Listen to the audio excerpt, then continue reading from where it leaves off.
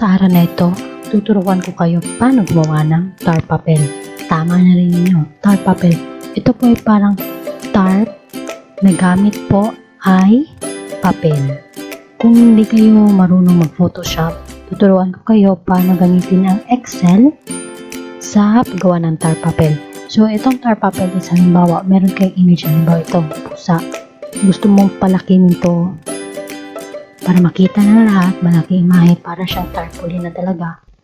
So, pwede kang gumamit ng maraming bond paper, tapos pagsama-samahin mo yung lahat para makagawa ka ng ganito kalaking mukha ng pusa.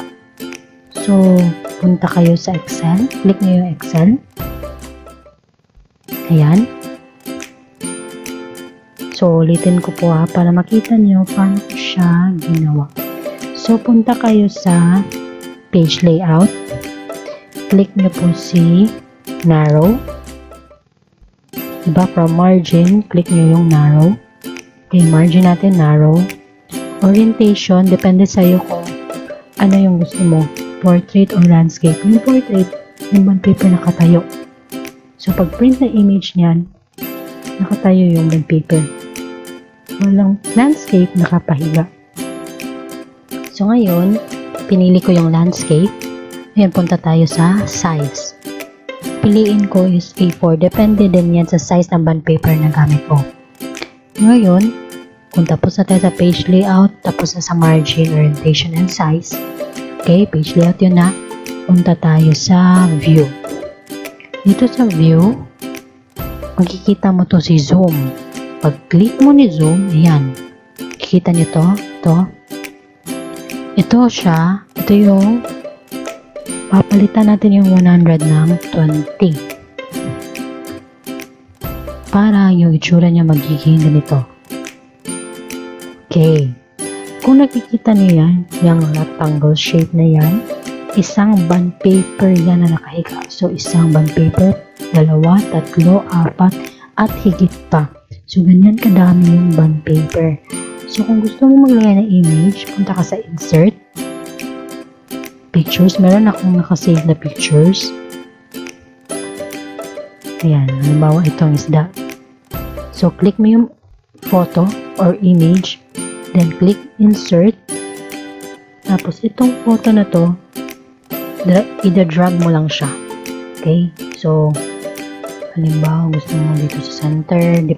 Depende sa'yo kung dito mag-start o dito. So, dito lang ako mag-start para makita niyo kung papaano. So, ito, itatama ko lang siya dyan sa gilid. Ayan. So, stretch mo lang yung isda. So, napapansin nyo, 3 bond paper to. 1, 2, 3. Pero, hindi pa ganun kaganda yung picture natin. So, stretch mo pa siya ng ayon sa gusto mo at sa tama din yung sukat. So, sinasakto ko siya dito. So, ang bond paper na magagamit dito ay 1, 2, 3, 4, 5, 6. Paano ko nalaman 6? Tingnan niyo po to. Pag i-click mo yan, ito, yung pang-stretch or pang-drag sa kanya, diba magiging blurred yung picture. So, makikita niyo yung background kung ilang bond paper yung magagamit para sa image na to or sa photo na to. So, may 6. So, pwede ko din siyang lakihan. Diba, gawin natin siyam na bond paper. Ayan.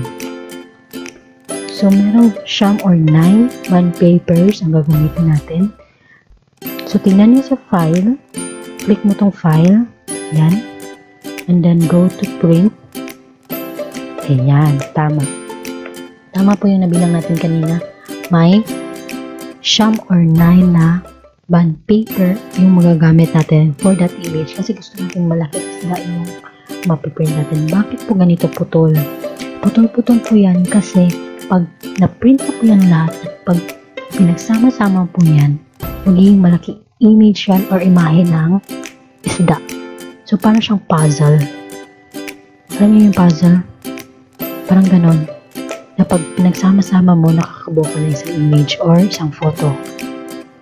So, click mo lang to para malaman mo kung hindi na-corrupt yung picture sa ibang bond paper. 2, 3, 4, 5, ayan, 6, 7, 8. So, kung napapansin mo, 8, 9, napapansin mo, may space pa dito. Siyempre, di ba yung photo natin yung bakla is 1. So, ito pa yung natitirang part ng picture. And then, yung ibang space is sa bond paper na. So, hindi mo naman yan hahayaan na may space na ganyan. So, pag nagsama-sama na itong lahat ng bond paper na to, syempre, i-glue mo yan. Gagamitan mo din ng scissor para makat mo yung image. Syempre, matatapon na tong part na to. Itong sobra ng bond paper. Ayan. So, yan po. Sana may natutunan kayo ngayong araw nito. Magagamit niyo po ito. Kung ikaw po teacher, gamit na gamit po ito ng tar papel para instead na magpa-print ka gamit ng tar talaga. Mas expensive pa yun. Magpapa-edit ka pa. Ganon. Pwedeng gawin mo lang ito sa bahay na ikaw lang gumagawa. Gamit lang ang iyong laptop, yung printer, at bond paper po. At magagamit mo na itong IM or instructional materials para sa klase mo or pang-display din sa classroom mo. At kahit hindi ka naman teacher, magagamit mo pa rin ito. Lalo na sa mga estudyante. Lalo na may mga reportings, pwede mo ito magamit, projects, o gusto mong decorate na kung ano-ano sa bahay nyo. Diba? So, magagamit mo itong tar papel. So, yan na po sa araw na ito at sana may natutunan kayo ngayon. So, thank you po sa inyong lahat and bye!